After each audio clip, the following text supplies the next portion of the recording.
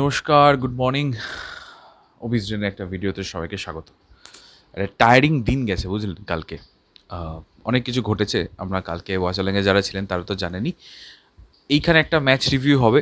অনেক কিছু জিনিস তুলে আনার রয়েছে এবং আমি ভাবছিলাম এটাও যে ইস্টবেঙ্গল এটা যেহেতু শর্টসে করেছি তাই এই মুহূর্তে কিছু কথা হয়তো বলতে হতে পারে সেই নিয়ে।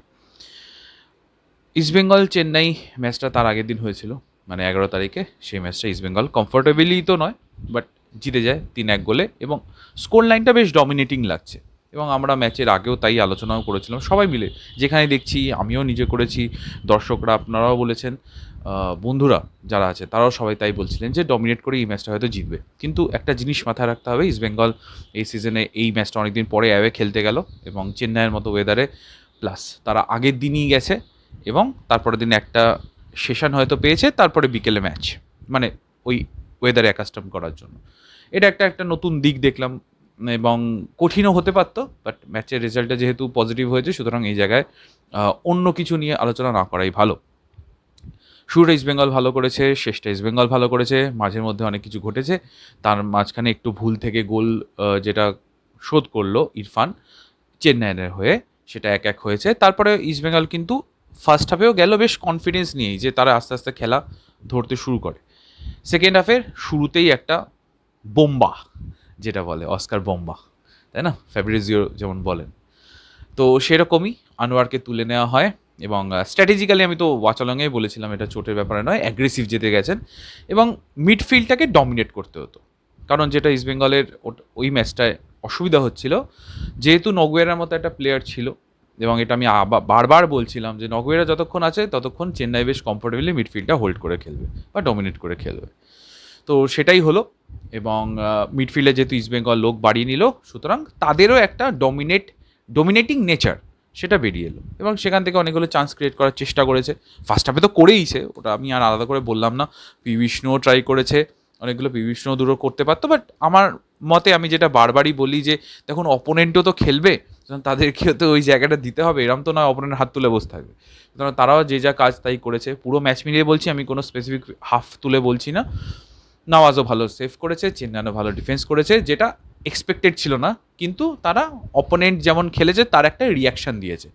তারপর কোয়ালিটি ম্যাটার্স, তারপরে সেই কোয়ালিটি থেকেই গোল তুলে এনেছে, সুন্দর একটা ক্রস, সেখান থেকে বিপিন সুন্দর জায়গা রেখেছে, তার রান কেউ ফলো করতে পারেনি, বা এটা বলা ভালো ফলো করেছে বাট বিপিনের পেসের ধারে কাছে ছিল না, সেই জন্য বিপিন এসে হেড করে গোল দিয়ে যায়, ঠিক আছে। তারপর লাস্টে আমরা জানি চেন্নাই একটা কর্নার পেয়েছিল একদম ম্যাচের শেষের দিকে, সেটা মিগুয়েল একাই রান করেছে, মিগুয়েলের কৃতিত্ব অফকোর্স, পুরো সেন্ট্রাল অফ দ্য মিডফিল্ড দিয়ে রান করেছে, কেউ তাকে ব্লক করতে পারেনি, ব্লক করলেও কার্ডও হতে পারতো বা অন্য কিছু হতে পারতো, রাদার কেউ চ্যালেঞ্জটা করেও নি সেদিক থেকে, এবং বেশ বুদ্ধিমত্তা এবং ক্ষিপ্রতার সাথেই বলটা নিয়ে এগিয়ে গেছে এবং পাস দিয়েছে নন্দা কুমারকে। তো নন্দা কুমার ওটা কনভার্ট করতে ভুল করেননি, এক্সেলেন্ট গোল। আবার বলবো 4টে গোল হয়েছে ম্যাচে, 4টি ইন্ডিয়ান স্কোরার, এর থেকে ভালো এই ম্যাচে আর কিছু হতে পারে না। তবে আবার যেটা বলছিলাম, ইনিশিয়ালি ইস্টবেঙ্গল ভালো শুরু করেছে, 10-11 মিনিট প্রথমে ভালো খেলেছে, লাস্ট আবার 20 মিনিটটা ফাটিয়ে খেলেছে। আবার বলছি এটা খুবই গুরুত্বপূর্ণ এই মুহূর্তে, ঠিক আছে। অ্যাওয়ে ম্যাচ খেলতে গেল, এরপর অনেকগুলো কঠিন কঠিন ম্যাচ রয়েছে। আমরা তো সামনে আবার তারা ফিরে আসছে 3 পয়েন্ট নিয়ে ব্যাঙ্গালোর বিরুদ্ধে খেলার জন্য। টিকিট অলরেডি সেলে চলে এসছে, আপনারা জানেন। অল দ্য বেস্ট, সেটা প্রিভিউ নিয়ে পরবর্তীকালে আসবো। ব্যাঙ্গালুরু তো আপনারা জানেন কি অবস্থা, ব্রায়ান স্যানচেজকে ছাড়া তাদের খেলতে হবে।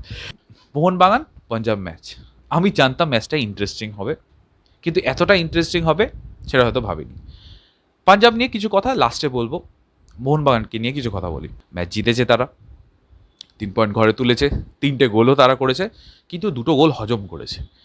2টো গোল যদি হজম করে তাহলে বোঝাই যাচ্ছে যে ডিফেন্সিভ একটু ল্যাপস রয়েছে। এবং উভেসের একটা সুন্দর cross and what a pace, সবাই বিট হয়ে যান, মোহনবাগানের 2টো প্লেয়ার বিট হয়ে যান, পাঞ্জাবেরও 2টো প্লেয়ার বিট হয়ে যান, আমি যদি ভুল না করি তো শুধরে দেবেন অফকোর্স। কিন্তু বলটা সুন্দর রিসিভ করেন র্যামিরেজ, গোল করেন কম্পোজলি, ভেরি গুড, ওয়েল ডান, এবং ডিজার্ভিংলি তারা ওই চান্সটা তুলে আনছিল বারবার, পাঞ্জাব তাই একটা গোল করেছে।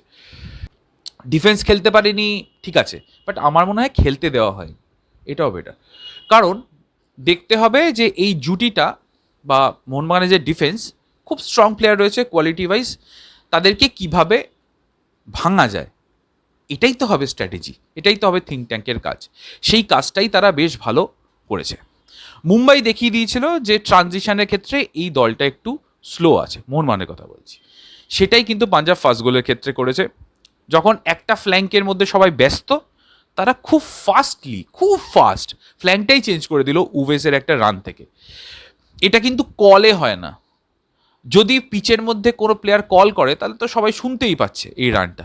এগুলো প্র্যাকটিসে করতে হয়, এই স্ট্র্যাটেজিগুলো প্র্যাকটিসে তুলে আনতে হয়। ও জানে যে এই সময় যদি আমাদের এই জায়গাটা বন্ধ থাকে, এখান থেকে যদি ক্রিয়েট করতে না পারি, পাঞ্জাব প্লেয়াররা জানে যে আমাদের ফ্ল্যাঙ্ক এই মুহূর্তে চেঞ্জ করতে হবে। এটা বিভিন্ন খেলায় আমরা দেখেছি। এই জিনিসগুলো কিন্তু পাঞ্জাব করেছে বেশ সুন্দরভাবে। ওই জন্য মোহনবাগানকে কিন্তু একটু সাধারণ নয়, একটু সাধারণ থেকে একটু কম লেগেছে ডিফেন্সের দিক থেকে, ঠিক আছে। এবং তারপর আস্তে আস্তে যত ম্যাচ গড়ায় তত টায়ার্ডনেস এসছে প্লেয়ারদের, আরও দুর্বল লেগেছে মিডফিল্ড ডিফেন্সকে। এবং আবার বলেছি, শুরুতেও বলেছি, ওয়াচালংয়েও বলেছি বারবার, আপুইয়া না থাকলে আর পজিশন হোল্ড করতে পারবে না মোহনবাগান। ওই সেই 60 পজিশন 67% এটা রাখতে পারবে না, সেটাই ঘটেছে। মিডফিল্ডের আবার ফিরে আসি। মিডফিল্ড যে ডমিনেট করবে, যে গেমটাকে যদি গেমটাকে কন্ট্রোল করতে হয়, মিডফিল্ডে আপনার এমন একটা প্লেয়ার লাগবে হুইল বি আর লিডার। উল্টো দিকে জেলকোভিচ, তারপরে Ramirez, Ricky Shabong excellently played, and what a game they have displayed. Brilliant game. Punjab FC আমি বারবার বলেছি আমার একটা পছন্দের দল, নট অনলি আমাদের অনেক চেনা মানুষ ওখানে রয়েছেন তার জন্য নয়, পাঞ্জাব এফসি সিরিয়াসলি আমার একটা পছন্দের দল because of their game play. এবং এটা আজকে হয়নি, গত 2-3টে মরশুম ধরেই দেখছি তারা বেশ ভালো খেলে। মোহনবাগান প্রথম গোলটা খাওয়ার পর তারা চেষ্টা করতে শুরু করে, কিন্তু কোনো চেষ্টাতেই অত ঝাঁজ ছিল না। তার আগে অবশ্য গোল খাওয়ার আগে একটা চেষ্টা করেছিল, রবসন রবিন্দ্র সুন্দর পাস দিয়েছিল, ওটা অ্যাপ্রিসিয়েট করতে হবে ওই পাসটার। বাট ম্যাকলারেন গোলের কাছাকাছি চলে গেলেও পজিশনে ছিলেন বিজয় ভার্গিস, সুন্দর বলটাকে অবস্ট্রাকল করেন, মানে ক্লোজ ডাউন করেন, ম্যাকলারেনকে সেভ হয়ে যায়। আর তো আমার আলাদা করে কিছু মনে পড়ছে না। তারপর সেই আবার ম্যাকলারেন তার একক কৃতিত্ব, আমি জানি না ওটা অ্যাসিস্ট দেওয়া যায় কিনা, আমার মনে হয় একক কৃতিত্বই বলা উচিত, যে সুন্দরভাবে কাটিয়ে নিয়েছেন। এক্ষেত্রে বিজয় ভার্গিসের থেকে একটু দূরে প্লে করছিলেন বিকজ জানেন যে প্লেটি ব্লক করে দিতে পারে। বুদ্ধিমত্তার পরিচয়, ম্যাকলারেন ইমোশনাল হয়ে গেছিলেন এবং খানিকটা আমিও। যদি ভালো করে খেয়াল করে দেখেন, একটা ব্লক করার জন্য বা শটটা মানে বলটাকে ক্লিয়ার করে দেওয়ার জন্য অভিষেক একটা ট্রাই করেছে। শটটা যদি ওসুজির পায়েও লাগতো বা লেগেওছে হয়তো, ও কিন্তু ফাউল নিয়ে নিতে পারতো, এবার পেছন থেকে অবস্ট্রাকল ওটা পেনাল্টিও হতে পারে, বাট সেটা হয়নি। বাট আরও লাকিলি সেটা গেছে এফিয়ংয়ের কাছে। ওখান থেকে অনেক লোক, প্রচুর মানে লোক না, মানে অনেক স্ট্রাইকার কিন্তু গোল মিস করে। এরম তো আমি এই মুহূর্তে কোনো একটা স্ট্রাইকারকে বলতে পারবো না এফিয়ং ছাড়া যে ওই জায়গা থেকে গোল করতে পারে, এই মুহূর্তে নেই। এফিয়ং কিন্তু তৎপর ছিলেন এবং বারবার বলেছি হাফ চান্স থেকে গোল করতে পারেন, এবং হাফ চান্স থেকে গোল করতে গেলে প্লেয়ারটিকে সবসময় ম্যাচের মধ্যে থাকতে হয়। কোন বল কখন আসবে ইউ নেভার নো। সুতরাং ওই গোলের জন্য অবশ্যই ক্রেডিট দিতে হবে এফিয়ংকে, ব্রিলিয়ান্ট গোল। এবং তখন কিন্তু পাঞ্জাবকে ভয়ঙ্কর লাগছে। কিন্তু বারবারই একটা জিনিস আমরা দেখেছি আইএসএলে বা প্রত্যেকটা খেলায়, এটা প্রত্যেকটা জায়গাতেই হচ্ছে এই সিজনে, গোল করার পর প্রত্যেকটা দলই কিন্তু একটু মানে ওপেন হয়ে যায়, মানে অপোনেন্ট আরও একটা চান্স তুলে আনার চেষ্টা করে। এবার মোহনবাগানের অত হয়তো প্রেশার ছিল না, বাট মোহনবাগান তারপরে চেষ্টা করছিল। পাঞ্জাব কিন্তু এই সময় আরেকটু খেলাটা ধরতে পারতো। আমি বলছি না বাজে খেলেছে এই মুহূর্তে, বাট গোল করার পর এরকম একটু হয় যে পজিশন নিয়ে এবং একটু সেন্সিবল খেলা, যাতে ওপোনেন্টকে ফাউল নেওয়া দেওয়া যায়, বক্সে যেন না আসতে দেওয়া যায়, এরকম খেলাই পাঞ্জাব খেলছিল। Very good, well display of football আবার বলছি। কিন্তু আবার সেই একটা চেঞ্জ আসে সাহাল এবং কামিংস এই নামে, এবং দুজনেরই ইন্ডিভিজুয়াল ব্রিলিয়েন্সি থেকে এই গোলটা হয়েছে, এখানেও কোনো অ্যাসিস্ট নেই, ঠিক আছে। সাহালের ওয়ার্ল্ড ক্লাস গোল, মেবি এটা লিস্টানের থেকেও ভালো গোল। তার কারণ হচ্ছে the situation he was in tremendous, মানে ওই চাপে এরম শট। আমি এটা শো করেছিলাম মনে আছে তো আপনাদের 3 সপ্তাহ আগে, যে গিফটেড প্লেয়ার বলেছিলেন কে, সুনীল ছেত্রী। জাস্ট এই ট্যাগটা নিয়ে আমি সাহালকে নিয়ে শো করে ভেবেছিলাম কোন কোডটা দেওয়া যায়, সুনীল ছেত্রী ছাড়া আর কে ভালো হতে পারে, বিকজ তিনি খেলেছেন, তিনি দেখেছেন তার গ্রোথটা সাহালের, সেটাকে কোড করে একটা শো করেছিলাম আমি। আর আমি কি বলবো, আপনারা বলুন সাহালকে ওয়ার্ল্ড ক্লাস গোল। আমার মতে এই সিজনের তো এইটা বেস্ট গোল বলে দেওয়া যায়, লিস্টানের থেকেও ভালো মোহনবাগানের জন্য অফকোর্স।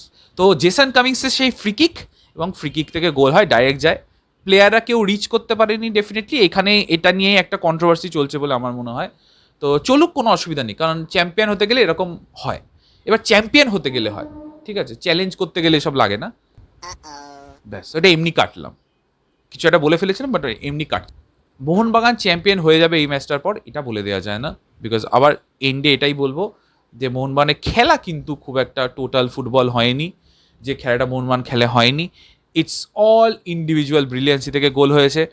এবং ডেফিনেটলি আমি সার্জিও লোবেরাকে ব্যাক করবো এই মুহূর্তে এই কারণে, বিকজ তিনি মাঠে নেমে যেহেতু খেলছেন না।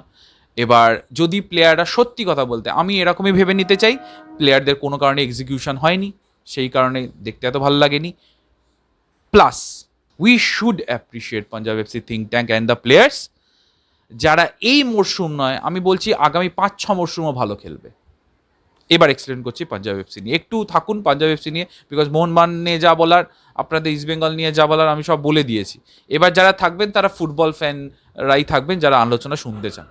বলতেই হবে, ভিডিওটা একটু বড় হবে, কিছু মনে করবেন না। আরও লাস্টে কিছু কথা আছে, সেটা কলা চক্রবর্তী প্রেস কনফারেন্সে এসেছেন এবং খুবই বুদ্ধিমত্তার সাথে প্রত্যেকটা প্রশ্ন উত্তর দিচ্ছেন। শঙ্করদা আমার খুব পছন্দের একজন মানুষ এবং কোচ। পাঞ্জাব এফসি এই মুহূর্তের one of the best game খেললো তাদের এই সিজনে, ঠিক আছে, তারা আস্তে আস্তে ঠিকঠাক করছে এই মুহূর্তে বলতে হয়। স্যান্টোস বলে ডিফেন্ডারটি পরবর্তীকালে যিনি নামলেন, ইনি কিন্তু চোট আঘাতের জন্য অনেকগুলো ম্যাচ খেলেননি পাঞ্জাবের হয়ে, সেই ম্যাচগুলোও কিন্তু পাঞ্জাব বের করে এনেছে। প্রথম দিকে যদি হেরেওছে এই প্লেয়ারটা থাকাকালীন, আমি বলে দিই, যেহেতু এই প্লেয়ারটা ফিরে এলো আবার ইনজুরি থেকে, সুতরাং এটা কিন্তু তাদের ডিফেন্সকেই স্ট্রেংথ করবে বা স্ট্রেংথেন করবে, বিকজ বিজয় ভার্গিস কিন্তু এই প্লেয়ারটির সাথেই জুটি বেঁধে এতদিন ধরে ভালো গেম আমাদের উপহার দিচ্ছিলেন, এবং স্যান্টোসকে ছাড়াও ভালো খেলেছে বিজয় ভার্গিস, এটা বলতেই হয়, যে তার ডিফেন্ডিং পার্টনার যেই হোক। সুতরাং পারামবীরের আর হয়তো জায়গা হবে না এই দলে আপাতত, স্যান্টোস ফিরে এলে বা সম্পূর্ণ ফিট হয়ে ফিরে এলে। বাট আমি অ্যাপ্রিসিয়েট করবো এখানেই পাঞ্জাব এফসির, যে জন্য বলছিলাম খেলায় আসছি, যে তাদের বেঞ্চের প্লেয়াররাও তৈরি, যে নামবেন এবং will display a good football, great football. Technically তারা কতটা স্ট্রং, এবং তারা বিপক্ষকে দেখে খেলেন না, তারা নিজেদের গেমটাই খেলতে চান। আপনি কোনো প্লেয়ার হতে পারেন, কোনো জায়গা থেকে আসতে পারেন, ডাজেন্ট ম্যাটার, আমরা ভাই আমাদের খেলাটা দেখিয়ে রাখবো। যেটা ব্যাঙ্গালোরও বারবার উদাহরণটা তুলে আনছি, অসাধারণ ডিসপ্লে অফ ফুটবল, ব্যাঙ্গালোরে গিয়ে 2-0 হারানো, ঠিক আছে, ইন্ডিভিজুয়াল বিদেশি থেকে গোল হয়েছে ওটায়, কিন্তু খেলেছেও ভালো পাঞ্জাব, এটা স্বীকার করতেই হবে।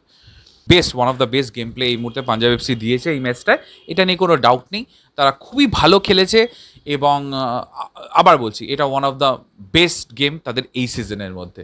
কিন্তু যেটা গুরুত্বপূর্ণ বিষয়, এগুলো নিয়ে অনেকেই আলোচনা করেছেন, টেকনিক্যালিও দিক থাকবে, সেটা নিয়ে পরবর্তীকালে আলোচনা করবো, যেহেতু আমি আসবোই কিছুক্ষণ পরে না, মানে সন্ধ্যেবেলা, তো তখন আলোচনা হবে।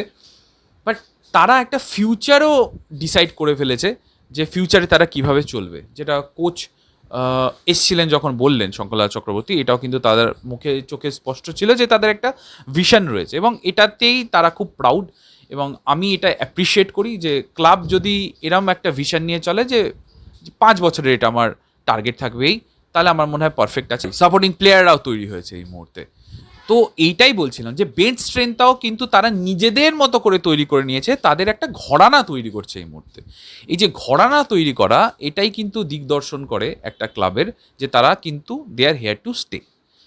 সাপ্লাই লাইন নিজেদের ওখান থেকেই আসবে এরপর থেকে, বিকজ এরকম প্লেয়ার সব তারাই তুলে এনেছে। রিকি সং বলো, লুংডিম বলো, কিপজেন বলো, আরও অনেক প্লেয়ার আছে। এই তিনটা আমার ভালো লাগে, আমি তাই বারবার নাম নিতে চাই, বিকজ এরাই বারবারই কিন্তু এই যে দলের কোর, যেটা ইন্ডিয়ান প্লেয়ার, এইটাই মুহূর্তে থাকা খুব প্রয়োজনীয়, যারা টানবে। বিদেশিরা আজকে আসে কালকে নেই, সত্যি কথা, অনেক বিদেশি থাকতেও পারে না হয়তো, ইয়াং প্লেয়ার যে এসে টিকে যাবে, কিন্তু মেন কোর তো ইন্ডিয়ান ফুটবলকে তৈরি করা, মানে মেন উদ্দেশ্য কি প্রত্যেকটা ক্লাবে, যে ইন্ডিয়ান ফুটবলকে উন্নতির দিকে নিয়ে যাওয়া। সুতরাং সেই দিক থেকে আমি বলবো আই অ্যাপ্রিসিয়েট দ্যাট।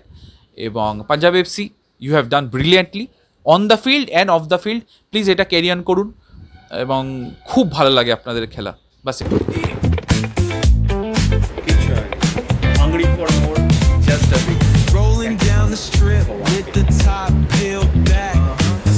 আর বেশি জানবো না, ভালো লাগলে অবশ্যই লাইক করবেন, কমেন্ট করবেন, শেয়ার করবেন।